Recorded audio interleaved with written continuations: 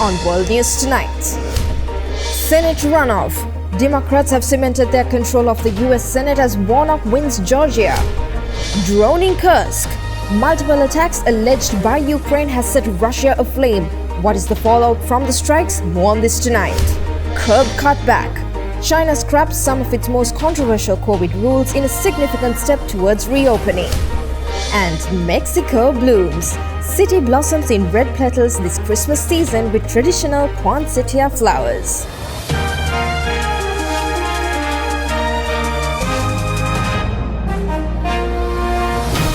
This is Derana World News Tonight. Reporting from Colombo, here is Suzanne Shanali. Good evening and thank you for joining us on World News Tonight. Now, after being pushed to another runoff in November, U.S. Senator Raphael Warnock beat Republican challenger Herschel Walker in a Georgia runoff election that fortified Democrats' Senate majority and handed the Republican Party another bitter loss to cap a disappointing midterm election season. Democrat Raphael Warnock is the winner of Georgia's Tuesday runoff, strengthening his party's razor-thin majority in the U.S. Senate. Y'all settle down now. Warnock's projected victory over his challenger, Republican Herschel Walker, was a narrow one. According to Edison Research, he led Walker just 50.8 to 49.2%, with 99% votes counted early Wednesday.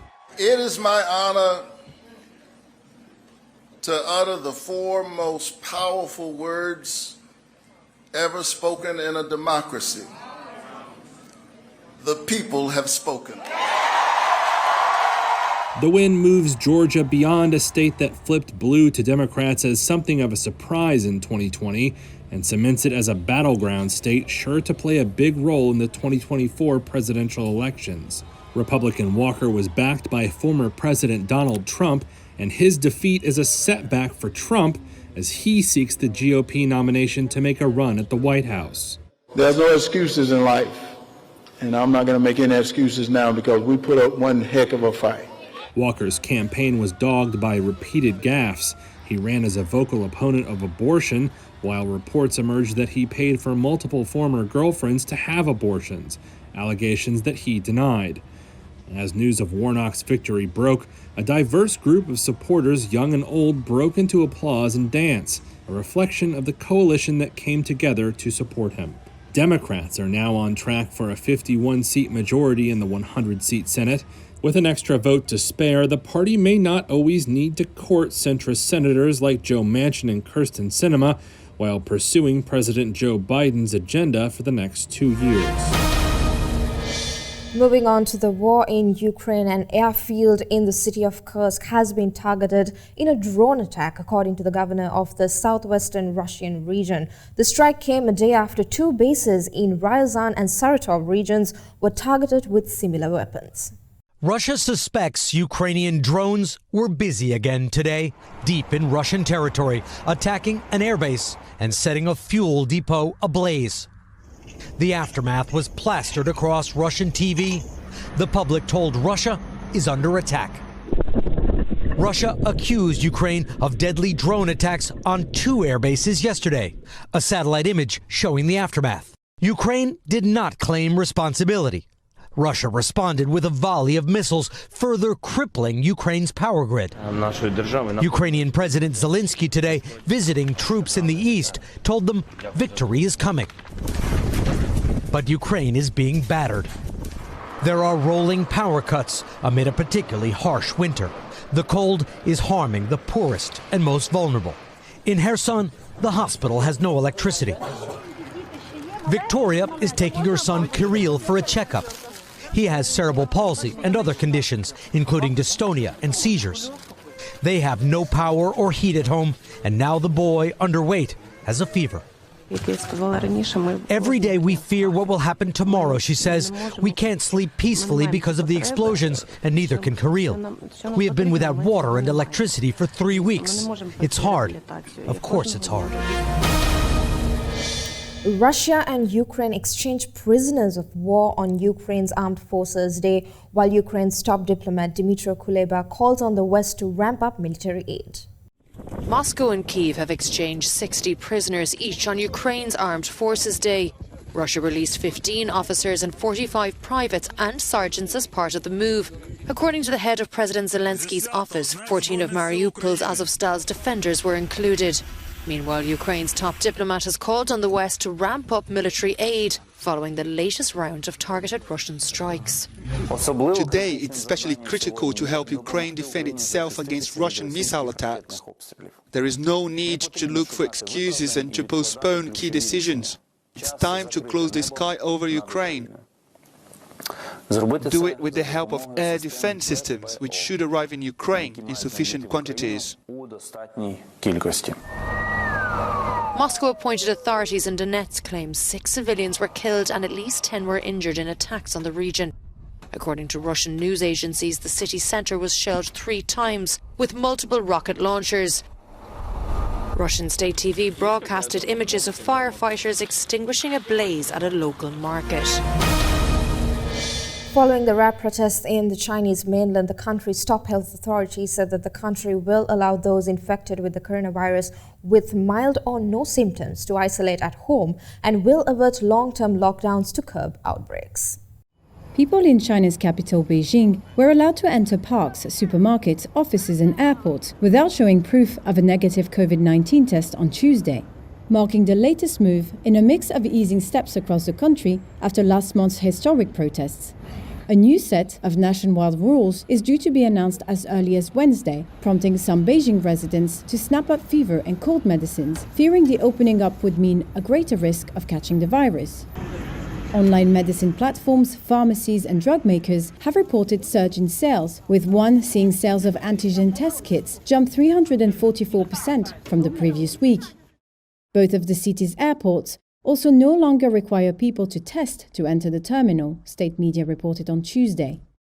Though there was no indication of changes to rules requiring passengers to show negative tests prior to boarding. And the study on Tuesday by consultancy Oliver Wyman showed more than half of Chinese saying they will put off travel abroad even if borders reopen tomorrow. The prospect of further relaxation of the rules has sparked optimism among investors that the world's second biggest economy would regather strength and help to boost global growth. The Chinese yuan has risen about 5% against the dollar since early November on expectations of an eventual reopening of China's economy. But in Shanghai, some people remain wary of catching the virus, and there is concern about the strain the loosening could put on China's fragile health system. Analysts now predict China may reopen the economy and drop border controls sooner than expected next year, with some seeing it fully open in spring. China has reported 5,235 COVID-related deaths as of Monday. But some experts have warned that the toll could rise above 1 million if the exit is too hasty. In Indonesia, lawmakers have voted to criminalize extramarital sex. The legislation, which still needs to be signed by the president, would apply to both citizens and foreigners. Offenders could be punished by up to 1 year in jail. The parliament is still fine-tuning the details of that law, and it isn't expecting to come into effect for another 3 years. Critics say that the measure undermines civil liberties in the world's third largest democracy. The new criminal code was backed by all of Indonesia's political parties. It ushers in a series of controversial changes, not least a ban on sex outside marriage, punishable by up to a year in prison. And it prohibits the cohabitation of unmarried couples. The country's Law and Human Rights Minister justified the measures. We hope that after the long debate, people will understand that we have done everything to take their aspirations into account as much as possible. We have debated all the important issues where our opinions differed. MPs said they wanted to put an end to the current penal code, which dates back to the Dutch colonial era prior to the country's independence in 1949. Indonesia is the most populous Muslim country in the world.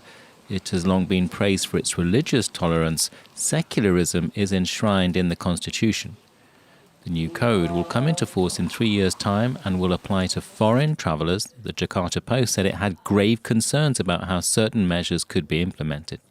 The code will include a ban on insulting the president. Protesters gathered outside the parliament to express their dismay. They condemn a crackdown on civil liberties and a shift towards fundamentalism. We're going into a short commercial break. We'll be back soon with more world news.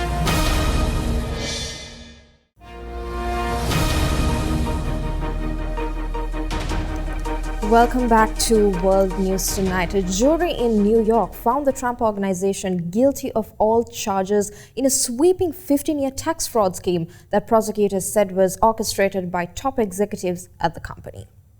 Donald Trump's real estate company was convicted on criminal charges Tuesday of carrying out a 15-year-long tax fraud scheme, adding to the legal woes facing the former U.S. president as he campaigns again for the White House in 2024. Jurors found the company guilty on all 17 counts for a scheme prosecutors say included the company paying personal expenses for top executives, like rent for luxury apartments and car leases, without reporting the income, and that the company paid them bonuses as if they were independent contractors. Former CFO Alan Weisselberg, who pleaded guilty in August to concealing $1.6 million in income from tax authorities, testified in this trial that Trump himself signed the Christmas bonus checks and personally paid hundreds of thousands of dollars in private school tuition for Weisselberg's grandchildren. It'd certainly be appealing, of course. Alan Futerfoss, a lawyer for the Trump Organization, said the criminal law governing corporate liability was vague. And it was central to the case. So I'm sure that will be among other issues that we take up on. The jury deliberated for a total of 12 hours, and the judge set a sentencing date for January 13th. The Trump Organization, which operates hotels, golf courses, and other real estate around the world, faces up to $1.6 million in fines, an amount that is not expected to be material for a company the size of the Trump Organization. Still, the conviction could complicate its ability to do business by spooking lenders and partners. The company had pleaded not guilty. Trump himself was not charged in the case. Trump, who has announced his third campaign for the presidency, has called the probe a politically motivated witch hunt. The U.S. has again reaffirmed its long-term commitment to provide strong extended deterrence to South Korea in the face of North Korean threats. That includes maintaining the strongest readiness posture against what would be the regime's 7th nuclear test if Kim Jong-un greenlights it in the near future, as it has been widely speculated. The U.S. is determined to maintain its nuclear umbrella with regard to South Korea and Japan, despite the hurdles the allies are facing. White House Policy Coordinator for Asia, Kurt Campbell, said this on Tuesday when asked if Washington is considering redeploying tactical nuclear weapons on the Korean Peninsula. Calling North Korea one of the most challenging issues, Campbell stressed the best approach is to ensure that Washington and its allies are in lockstep. Campbell's latest comment reflects mounting fears over a long-anticipated nuclear test by the regime, which he said will be destabilizing and extremely unhelpful. He pointed to uncertainties regarding the timing of a possible nuclear test, but added that the U.S. is taking a strong readiness stance, saying Washington has warned North, China, and Russia that a nuclear test will only have a negative result. When asked if a different approach to Pyongyang is needed at the moment, the American diplomat said his country is always examining its assumptions. The North has conducted a record number of ballistic missile tests in 2022, with over 60 rounds launched this year alone, far surpassing the previous record of 25. Media network Al Jazeera took the killing of its journalist Shireen Abu Akleh to the International Criminal Court in The Hague, following an investigation by its lawmakers that allegedly showed the veteran reporter was deliberately shot by Israeli forces. TV network Al Jazeera has submitted a case to the International Criminal Court, the ICC, over the killing of journalist Shireen Abu Akleh. The network claims new evidence shows the journalist and her colleagues were directly fired at by Israeli forces, a claim which Israel has repeatedly denied. Well, there is overwhelming evidence from multiple eyewitnesses, over a dozen of investigations by reputable news outlets and human rights organizations, and the United Nations, that Shireen was targeted and killed by an Israeli soldier. My family still doesn't know who the person is that shot that deadly bullet, and who was involved in the chain of command that allowed them to kill my aunt. Shireen Abu Akleh, a well-known Palestinian reporter for the Al Jazeera network, was shot in the head while covering an Israeli raid in the West Bank in May. One of her colleagues who was present claims Israeli troops fired at them. However, Israel is not an ICC member and disputes the International Criminal Court's jurisdiction. Former Kenyan President and East African Community mediator Uhuru Kenyatta said that he is happy with the progress made in the latest round of talks aimed at securing peace in Eastern Democratic Republic of Congo and called on all foreign troops to leave the DRC. Former Kenyan President Uhuru Kenyatta on Tuesday called on all foreign troops to leave the Democratic Republic of Congo. Kenyatta was speaking at the conclusion of a third round of inter-Congolese talks, of which he is facilitator amid a rebel insurgency in Congo's east. I want to say the problem of foreign groups engaging in Congo and leaving destruction. I have taken it up with the leadership of the East African community, and the same groups need to engage with their government.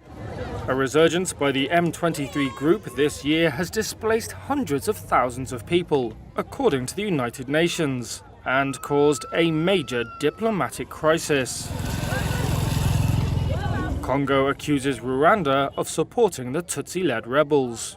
Rwanda denies this. We are happy with the progress. Kenyatta said the latest talks in Nairobi had managed to achieve some milestones.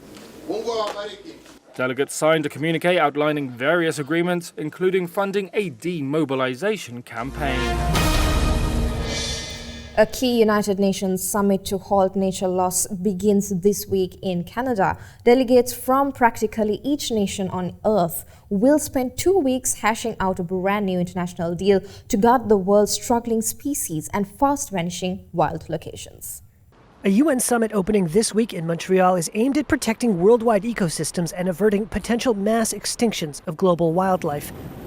Negotiators from nearly every nation and thousands of organizations hope that the 2-week summit, known as COP15, yields a deal that ensures there is more nature, animals, plants, and healthy ecosystems in 2030 than what exists now. But how that progress is pursued and measured will need to be agreed by all 196 governments under the UN Convention on Biological Diversity. A key element, a key goal of COP15 is for the nations of the world to agree to protect more of the land and more of the ocean. Stuart Pym is the Dorst Duke Professor of Conservation at Duke University. COP15 is important because the biggest irreversible change to our planet is that we are driving species to extinction 1,000 times faster than they should be going extinct. Unlike climate change, which is bad enough, if you lose species, you can never get them back. According to a 2022 UN Global Land Outlook assessment, more than 1 million species are now threatened with extinction, vanishing at a rate not seen in 10 million years. As much as 40% of Earth's land surfaces are considered degraded.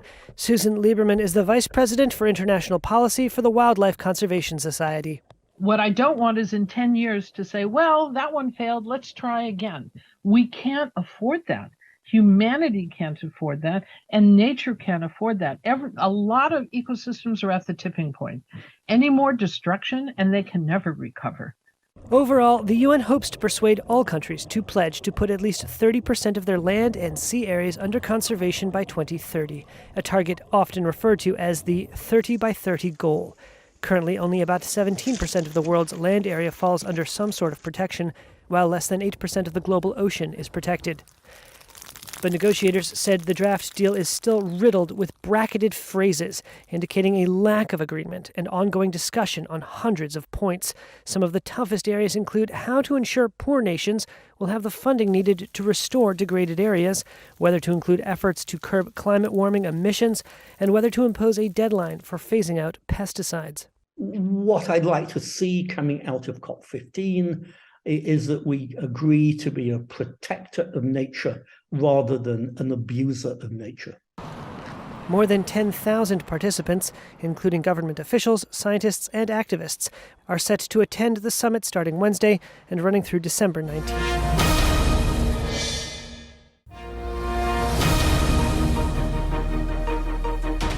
Welcome back to World News Tonight, and for more news, let's take you around the world in a minute. South Korean girl group and worldwide sensation Blackpink has been named as Time Magazine's 2022 Entertainer of the Year. The article described Blackpink as the biggest girl group in the world. Qataris, South Asians and other supporters joined Moroccans in celebrating their team's victory over Spain. Hundreds marched in an impromptu parade at Doha Souk, with Moroccan fans chanting Morocco forever on the beat of the drums. The Russian Ministry of Natural Resources said that the bodies of at least 2,500 endangered Caspian seals had washed ashore in Russia's Dagestan region in recent days. The ministry also said that forensic examinations were being carried out to establish the cause of death. The first 10 K2 tanks and 24 K9 howitzers from South Korea were officially handed over to soldiers in Poland.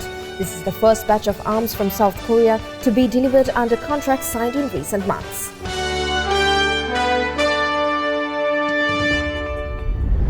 And that is all the news we got for you tonight. Join us again tomorrow for more news around the globe. And in case you missed to watch any of the stories we aired tonight, you can always rewatch by catching us on our YouTube channel, youtube.com/Derana English. We're leaving you tonight with Christmas in Mexico, marked by the blooming of traditional poinsettias of Nuche Derana plants, known for their large red-colored petals. Thank you for watching. Have a good night.